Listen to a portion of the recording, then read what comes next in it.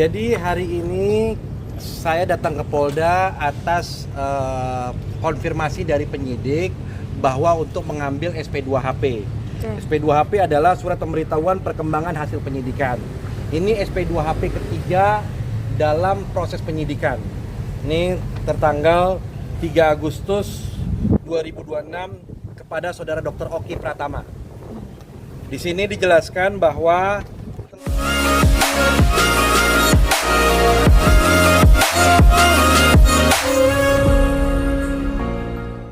jadi hari ini saya datang ke Polda atas konfirmasi dari penyidik bahwa untuk mengambil SP2HP. SP2HP adalah surat pemberitahuan perkembangan hasil penyidikan. Ini SP2HP ketiga dalam proses penyidikan. Ini tertanggal 3 Agustus 2026 kepada Saudara Dr. Oki Pratama. Di sini dijelaskan bahwa telah dilakukan pemeriksaan terhadap 25 orang saksi. Dan semuanya itu sudah dimintai keterangannya, dan agenda berikutnya di sini adalah melakukan pemeriksaan terhadap saksi yang bernama Heni Purnamasari dan Iwa Wahyudi. Yang mana tadi saya konfirmasi ke dalam, pemeriksaan terhadap kedua orang tersebut di hari Kamis dan hari Jumat. Dan ternyata juga disampaikan dalam SP2HP hari ini bahwa ada rencana konfrontir terhadap 3 orang saksi yang bernama Revaldi Akbar, Riko Axton, dan Sidik Taufik. Nah, ketiga orang ini berdasarkan informasi yang saya dapat dari mantan karyawannya HS, yaitu Saudara R, bahwa 3 orang ini adalah yang bersama-sama dengan memesan karangan bunga untuk mengirimkan ke rumah kediaman Dr. Oki dan klinik Dr. Oki. Dan mereka ini sekarang tadi kebetulan pas saya ke atas ketemu dengan mereka, 3 orang itu, mereka akan melakukan pemeriksaan. Nanti kita lihat aja hasilnya seperti apa. Kita menunggu perkembangan seperti apa. Dan yang hari Kamis dan Jumat, HS dan suaminya. Ya, mudah-mudahan dengan konfrontir hari ini mempertegas atau membuat terang menjadi suatu peristiwa tersebut. Yang mana ketiga orang ini, sepengetahuan saya dalam proses hukum yang ada, kenapa orang itu diambil konfrontir? Karena ada keterangan yang satu sama lain yang berbeda. Makanya dilakukan konfrontir. Sehingga hal ini menjadi penting untuk mengkonstruksikan sebuah peristiwa pidana untuk menentukan siapa yang menjadi tersangkanya. Sejalan dengan apa yang disampaikan oleh Direktur Kriminal Umum Polda Metro Jaya juga seperti itu, bahwa tinggal menentukan siapa yang akan menjadi tersangkanya. Oke, peran masing-masing dari ketiga itu, Bang? Ya, saya tidak bisa menyampaikan hal ini karena kan 3 orang ini masing-masing punya PH-nya. Nanti kalian bisa tunggu mereka. Yang menariknya adalah di SP2HP ini, menariknya adalah bahwa pengacara dari 2 orang yang bernama tadi RA dan ST, pengacaranya sama dengan pengacara HS dan IW.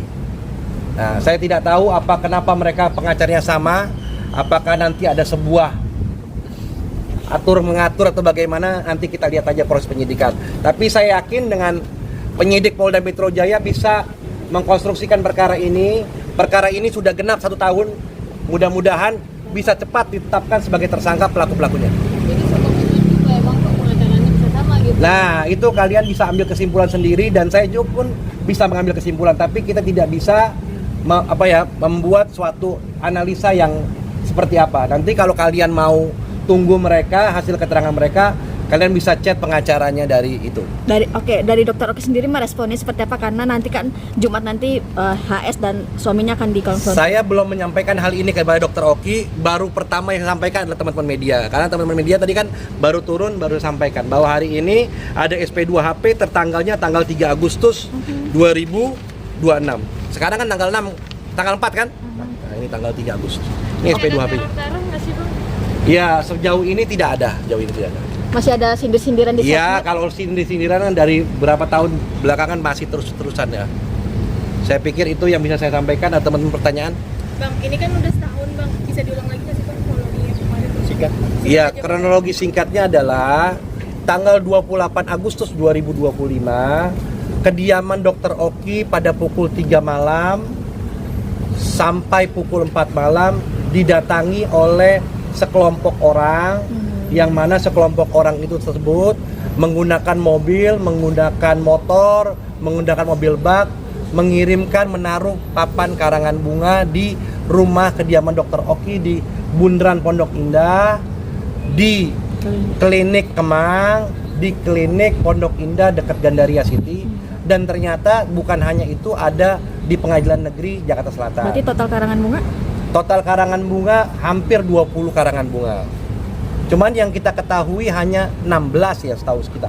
Karena hanya di 3 tempat itu. Kita tidak tahu yang di Lain. Pengadilan Negeri Jakarta Selatan. Tulisan karangan bunganya itu apa? Sifatnya intimidatif, mencemarkan nama baik, seperti itu. Nah, hal ini menjadi menarik karena sifatnya saat ini bentuknya teror, karena disampaikan dengan penuh kerahasiaan, sistematis, terstruktur, sehingga penyidik membutuhkan waktu beberapa lama untuk mengungkap siapa yang mengirimkan teror karangan bunga tersebut. Oke? Bang, mengenai itu ada uploadan yang abang dilaporkan, itu laporan abang? Oh itu ya, saya melihat dari postingan-postingan orang bahwa saya dilaporkan akun Ramzi Ba'abud, akun Instagram saya. Tapi itu bagian, ya silakan aja lah.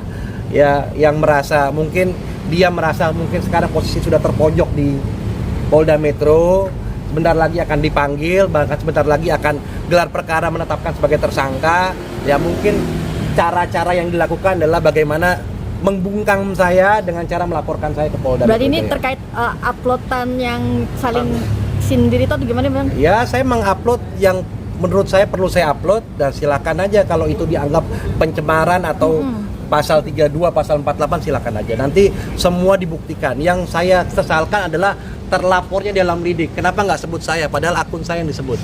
Sebut saya Ahmad Ramzi, pemilik akun Ramzi Ba'abud. Karena kalau tidak bisa dibuktikan, saya akan laporkan balik. Selama ini kan selalu terlapor dalam lidik untuk berlindung dari tidak bisa dilaporkan atas laporan palsu. Itu ya. Oke. Ada pesan apa dari Dr. Oki bang?